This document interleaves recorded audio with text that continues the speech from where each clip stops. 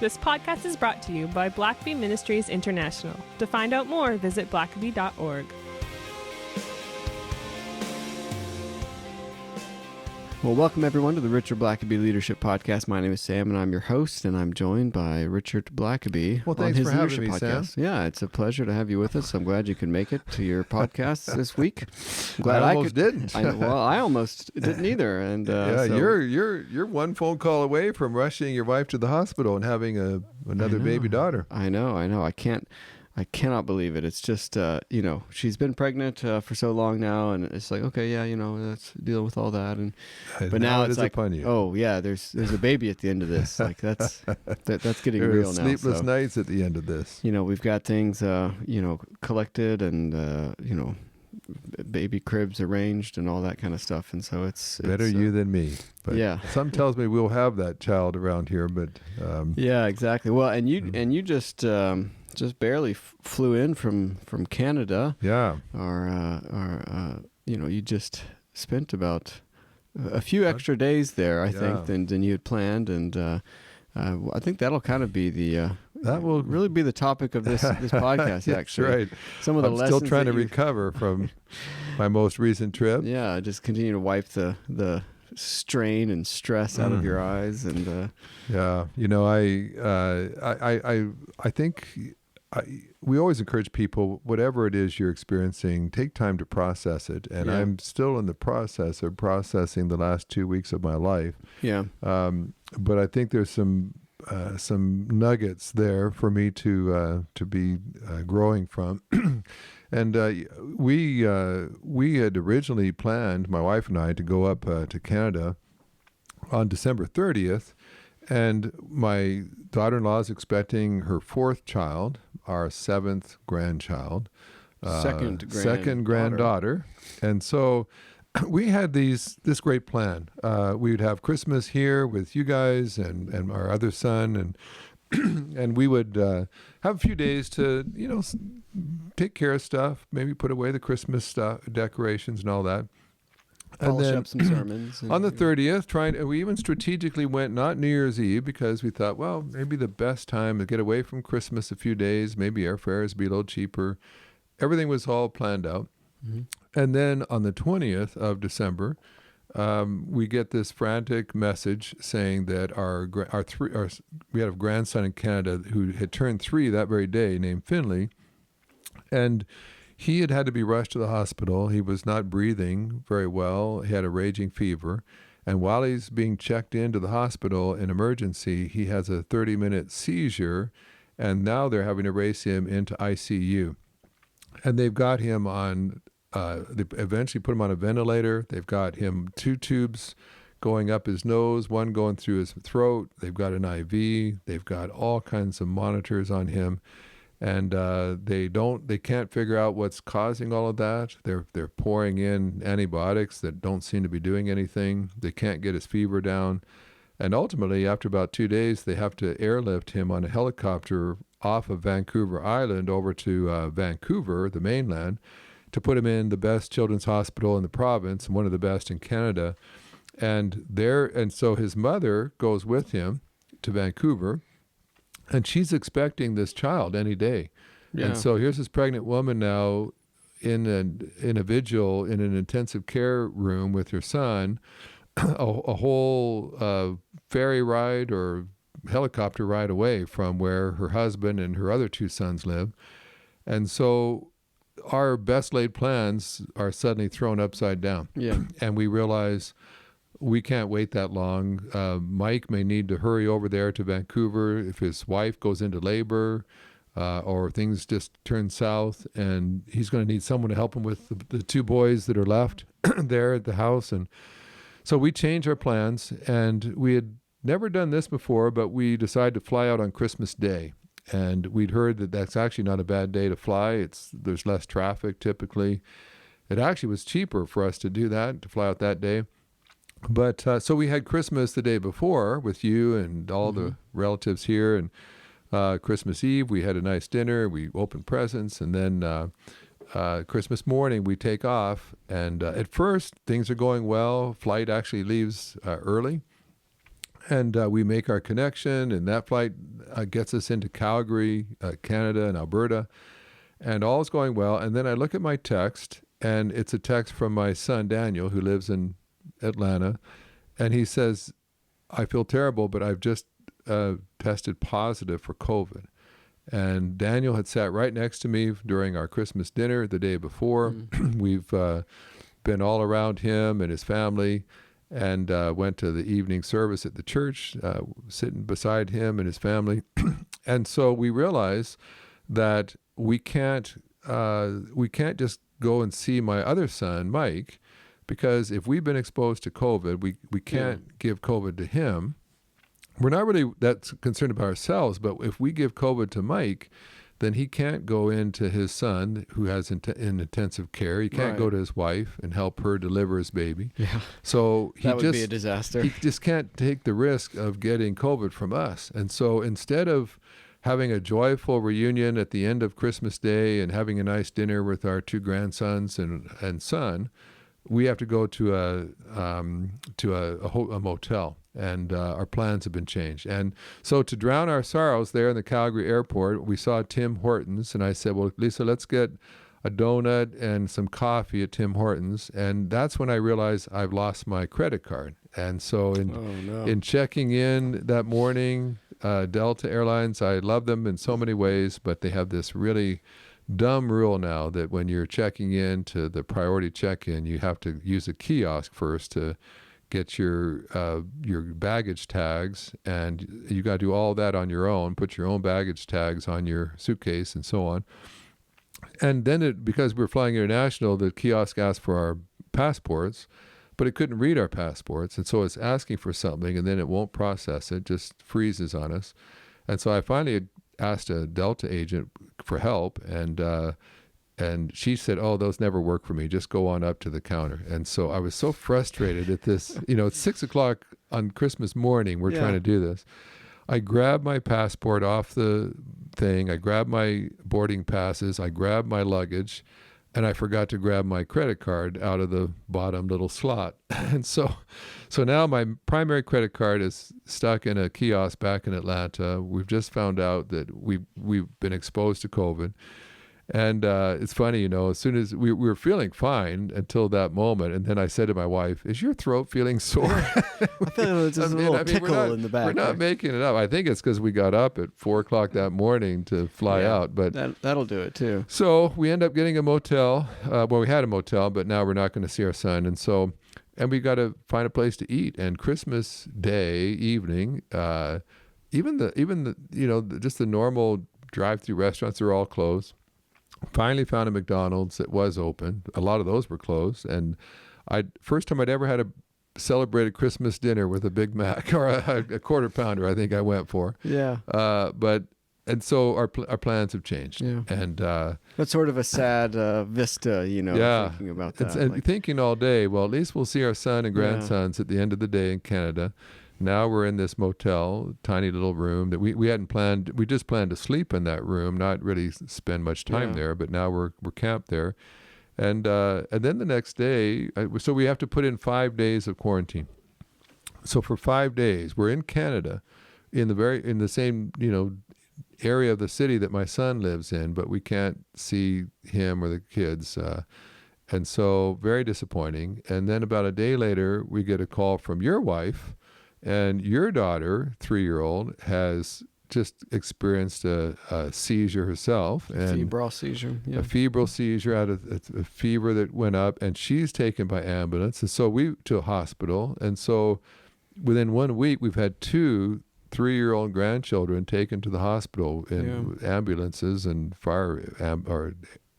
helicopter ambulance. And so we're sitting in a motel room, and it's just you almost don't want to answer the phone. It's like everything is bad. And and there's and for you guys, there's you can't do anything. Yeah, right? we can't see anybody. You'd feel better if you could just be there and be with the grandkids, so that Mike could go do whatever just to do something useful. But to just have to sit there. Yeah, and so if some of you may know, there was the World Junior Hockey Championships were on, and so I thought, okay, well, we'll just we'll just rest here in the hotel, try to make the best of it. We'll watch World Hockey.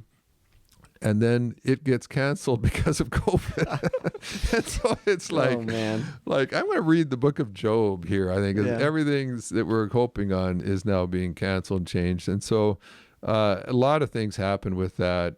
Interestingly, eventually our little 3-year-old up in Vancouver has gotten to the point where they feel they can airlift him back to Victoria. And of course, we want to see that happen as soon as possible, because if his mother ends up delivering a baby in Vancouver, then our son's going to have to get to Vancouver. And so the other thing that's interesting is that because we had to quarantine for 5 days, my sister-in-law, Connie, who lives in Alberta, she volunteered to fly over to Victoria at her expense and to kind of fill in for us for a couple of days while we made sure we didn't have COVID. So she does that. She flies over and she's watching the kids for about 2 days. And then she gets word back home that she was exposed to someone with COVID. Her kids, a couple of her kids, had Christmas dinner with her and they've all gotten COVID. So she's been exposed to it. So now she has to quarantine until she can test out. And so, just over and over again. And we were thinking, and then so she had stayed at someone else's house in the church that goes to my son's church. And she was staying at their house. And then she finds out that the people in that house have just tested positive for COVID. Oh, wow. And so she doesn't want to infect my son either. And so, but we all test out negative and we're eventually able to help there. And then my grandson is finally, he's strong enough. He's still in bad shape, but they feel like they can send him back to Victoria. But the helicopter that is supposed to bring them back is always tied up. They only have 3 in the entire province that do this, and they were all going to other, more bigger crises, bigger emergencies. And so several times for 3 days, they said to my daughter-in-law, I think we can get you over there today. And then they would get whisked off somewhere else. And so finally, interestingly, a guy was going to do it on December 30th, and then he got pulled away somewhere. So on December 31st, he's not even supposed to work that evening, but and he actually has plans to go out somewhere to party with his girlfriend. And then he has a terrible fight with his girlfriend. And the girlfriend basically says, I don't want to spend New Year's Eve with you now. And so suddenly he's free. And so he actually calls the hospital and says, I've had a change of plans. Do you still have that 3-year-old there in intensive care that you need to get back over to Victoria? I might as well do something useful instead of sitting at home feeling sorry for myself. So because of a fight between a boyfriend, girlfriend, my daughter-in-law and grandson are brought back to Victoria. They get in around 10 o'clock. Mike races back to the hospital just as the helicopter is landing and is there to kind of see them in their room. Mike gets back home around midnight on New Year's Eve. And at 5 o'clock the next morning, he gets a message from his wife saying, I think I'm going into labor. You need to get to the hospital as soon as possible.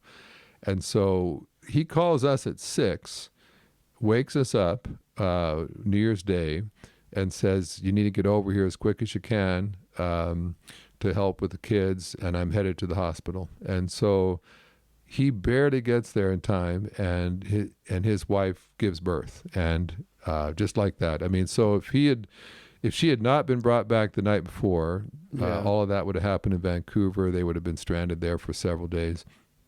And so that was all good. And so we're supposed to come home on the 6th of January, and we're all set to do that. And then the evening before, we get notice there's been a big snowstorm in Victoria, and our flights are canceled. And of course, that's very, and the thing, the way it works is that when you travel into the States, you have to get a COVID test within the day before you leave to go into the States. And so we've already had that test and spent about $200. And now that test is going to be worthless because it will not be the day before we come in. So now we're going to have to get another set of tests. And we had scheduled those first tests long before we even got to Canada. So we had gotten a decent rate and a decent place. Now we've got to just scramble to get it anywhere we can. And And so but now, because I have to go the next day, I'm supposed to speak in Tampa, Florida. So I've got to figure out how to get home to Atlanta, drop my wife off at that airport, and then for me to keep flying to Tampa and speak at a conference the next day. Yeah. So I get all that worked out, and then that flight gets canceled. And now we got to get more COVID tests. And I'm going to miss the conference. So I've got to just figure that out. And so just event after event after event took place that just, every day it was like, okay, now I got to extend my motel another night. I've got to get new COVID tests. I got to work out my travel arrangements. And so even when I get to the airport and the flight's going, because it's been changed, now this partner with Delta Airlines, they can't print my boarding pass. They've got to call Delta. And that can take over an hour at that point because there's so many canceled flights. And so we have to stand at the check-in desk while they wait to get hold of a Delta representative. We finally get our boarding passes printed off. We race to the gate, and we realize the seats that we had booked the day before are totally changed. They've got me sitting in middle seats for 4.5-hour flights. And which you love. Yeah, I mean, that's just nothing gives me joy like a middle seat in economy for and so when you get through all that, it's like, Lord, like, why would all of this happen? I mean, it's supposed to be a joyful thing, go and see a child born, and I must say that granddaughter, when she was born, is a beautiful little baby. And yeah. But so what do you do with all that? Yeah. Like it's just like a saga. Yeah, it is. It is very much a saga, and we were following it minute by minute here stateside. But I think so. We'll pause here. So you've got the saga. That's Yeah, let me get my Kleenex out here. Yeah.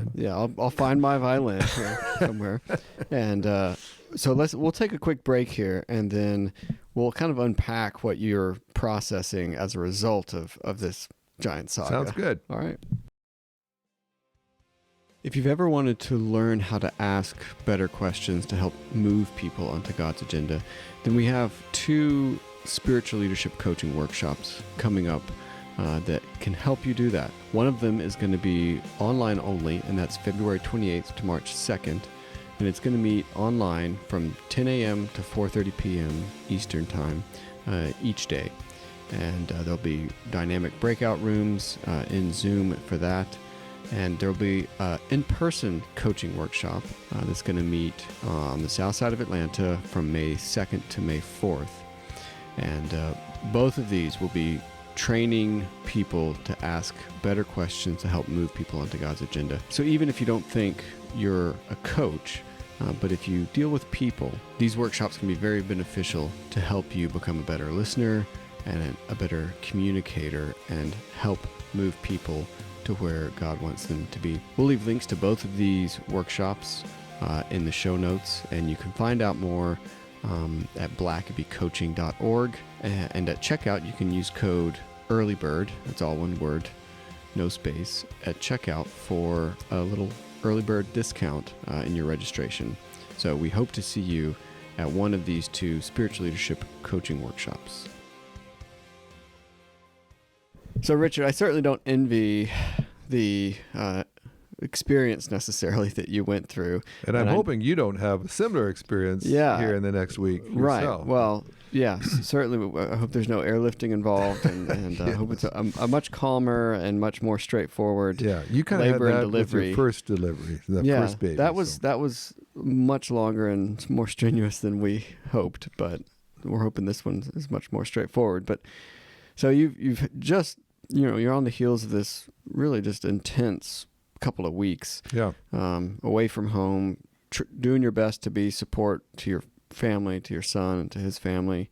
And it seems that just turn after turn, there's roadblocks, there's changes, like everything seems out of control. It ultimately resolves, good enough and a good result. But maybe you're a few days removed from this now. What are some of the perhaps leadership lessons? And I imagine that people listening, they have had similar experiences. Like that's not, especially the COVID part. Yeah, and especially with Yeah. COVID, that just is another layer of complication on top of an already complicated situation. And so I think a lot of people can relate to these types of experiences. And so maybe just share some of the lessons maybe and the principles that you've been kind of mulling over and learning as a result of this. There's a verse I think we've touched on before, but I think it applies here. 1 Corinthians 16, verse 9. Paul says, because a wide door for effective ministry has opened for me, yet many oppose me. And in that one verse, you've got a wide door of opportunities and also many people in opposition. You've got lots of negative and you've got some positive. And that just seems to be a natural part of ministry, of leadership. Paul certainly faced that. Paul was not oblivious to the negative, but he tended to try to focus on the positive, what God was doing, not what his enemies were doing.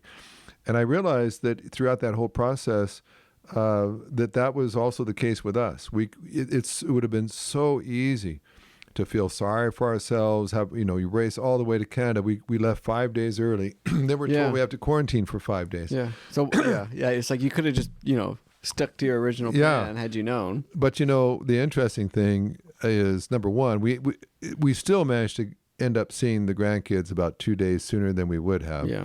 But also it dawned on us. So first we're saying, why did we race up here? We could be just stayed home 5 days and just come when we planned originally. And then, we wouldn't have been paying 5 days in a motel, and we could have been home in our own bed. But then it dawns on us, my son and daughter-in-law that came down with COVID live right across the street from us. And they think they probably got it from their 2 kids. And those 2 kids are around us all the time. If we had stayed home those 5 days, we probably would have caught COVID. Yeah. And then we would have had to cancel the entire trip. And so by going 5 days early, we got out of there. And just like my sister-in-law, she came on over to help us. If she'd stayed home, she both of her kids and all their families came down with COVID. Yeah. So, and then you just look at certain things and you realize, well, yeah, but there's actually a positive side there too. And it's pretty tiring when we do help our son. He's got 4 kids now. Yeah. And we love those kids, but it takes a lot of work to grandparent 4 kids. And God actually gave us a couple days just to basically rest and recuperate. There's a 3-hour time change there, and so we were much fresher when we finally were able to hit the ground and start helping. And so and then even when our flights were delayed afterward, I was because the day I was supposed to come home was the day that our grandson came home from intensive care. Yeah. And so because we didn't leave that day, I was able to drive to the hospital and carry my grandson back into his own house and hand him back to his mother, who wept with joy at seeing her son coming back home. And there were just some special moments that we got to have because of that we wouldn't have had if our plans had worked out the way we thought they would.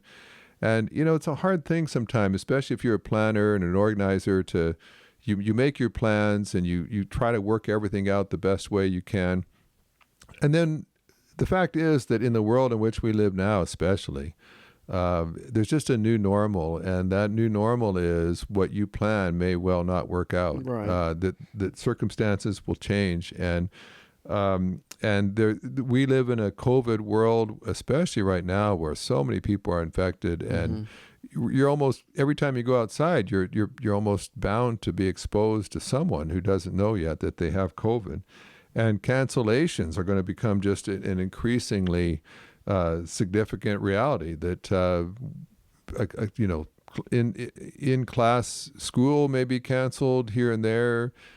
Church meetings may be canceled. Sporting events could be canceled. If you get just totally in disarray every time something you were hoping for gets canceled, you're gonna have a real miserable life for the next year or two. And also unexpected expenses. We spent hundreds of dollars on COVID tests just to be able to go be with our family. When we went to Canada back in September, we spent $800 just on COVID tests. And, that can drive you crazy if you want to think hard about that.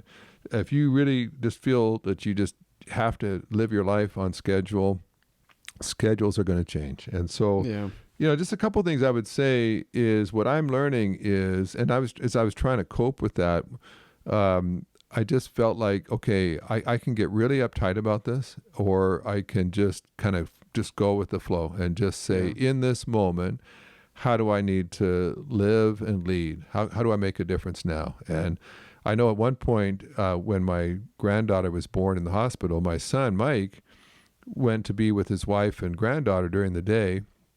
And he'd come back to his other son in the hospital at night and spend the night with him. But during the day, my wife and I took turns just spending the day in intensive care with our 3-year-old grandson. And my wife took the first shift and the first day or so, and it really was hard. I mean, they had put him on morphine just to keep him still, like with all those tubes in his throat. He would have panicked. A 3-year-old just couldn't cope. They had to just basically sedate him, have him sleep for 2 weeks.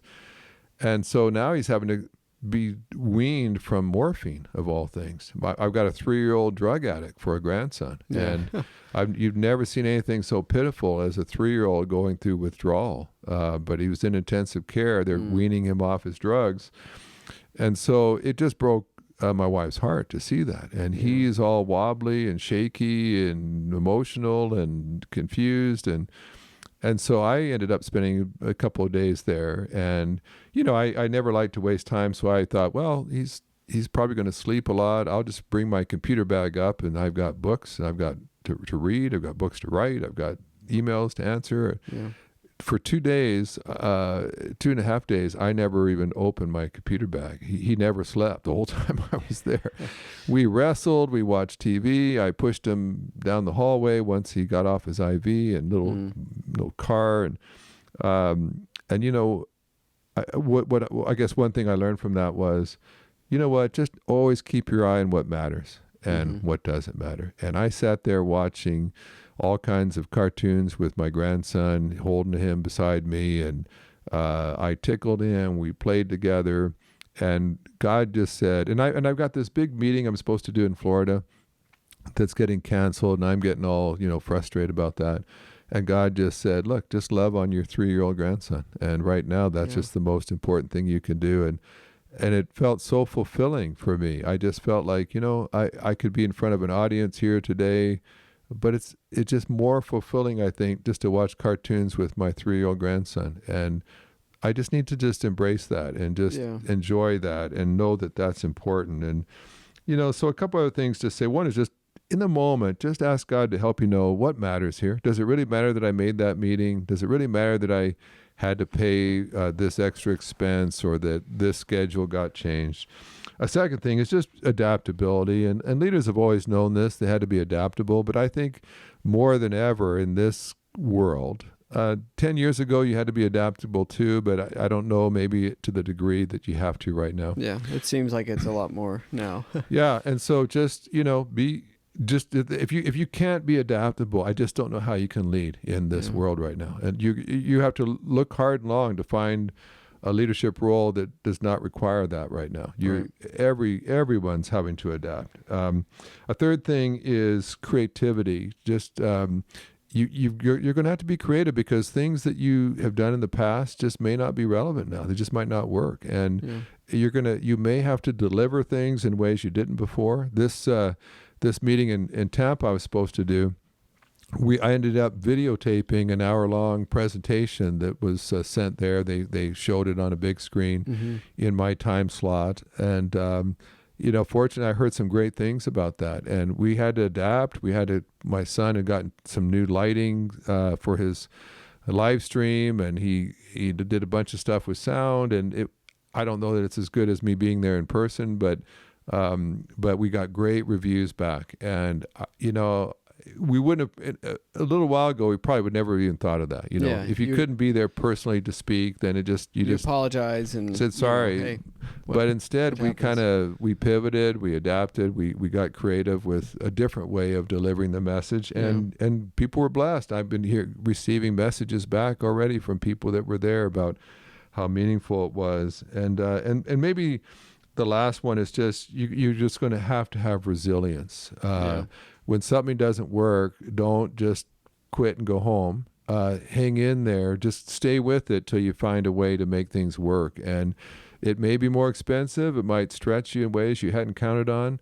But people are going to need leaders to be resilient. I've known some folks who have quit their leadership role because they just got tired of what you had to do in a COVID world. I've known some pastors who quit because they just got tired of all the complaining and second guessing and so on. Some people just couldn't bring themselves to preach in front of a camera all the time. If they couldn't do it the way they always did. I know people that teaching just couldn't adapt to teaching online when they always did in person. You're going to have to be resilient, and part of that is going to have the way you'll do it. In part is you're going to have to keep your sense of humor.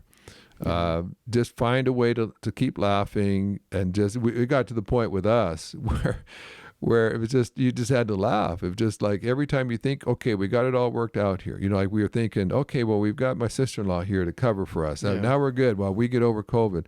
And then we find out she was exposed even more recently than we were to COVID. And you almost have to laugh and just say, okay, none of us thinks it's funny that we're going to have to spend hundreds of more dollars getting tests and so on. But you either laugh or you cry. Yeah, and you couldn't come up with a scenario like who no, yeah. If I just kind of wrote a fiction story, people would say, "Look, you're going beyond the realm of believability here to have that many problems in a row." But so you laugh and you realize we're making memories, and of course, like we always like to say, when you're a public speaker like me, there's never a bad experience. There's just a fresh illustration. Yeah. And so I came back with fresh illustrations. But, that's our world. And we don't get to choose the world that we lead in. We take the world that we're given, and then as leaders, we make the best of it. Yeah. And so there's going to be surprises, curves in the road we hadn't seen, disappointments, changed schedules, cancellations. You do the best you can. You prepare. You try to schedule. But then you hold on to your schedule loosely so that if it gets changed, you can go with the change and you can adapt. And hopefully things will become a little more stable in time. But there's no promises. You don't sort of put your leadership on hold for a year or two until the world gets back to what you like. Yeah. You lead with the world you're given, and people need you to lead now and lead well. And so that's going to take creativity, adaptability, resilience, and just a recognition in any moment of what really matters right now. Yeah. And if you can do that, you may find yourself, as frustrating as it is, that these days you do some of the best leading that you'll ever do in your life. Yeah. And it'll be these times that people will look back on later and be so grateful that you were the one that was leading them. Yeah, well, certainly a crazy start for you for 2022, but I just have a feeling that this is going to be a fantastic year. Yeah. And if you haven't had a curveball yet this far into 2022, then just hold on. Yeah, I'm sure it's coming, and we trust that you will handle it with grace. And until next time. Thanks for listening to the podcast. If this is something you enjoyed, it really makes a difference if you leave a review and a 5-star rating on Apple Podcasts or wherever you listen. Don't forget to subscribe and share with your friends. We always love hearing from our listeners, so email us at podcast@blackaby.org.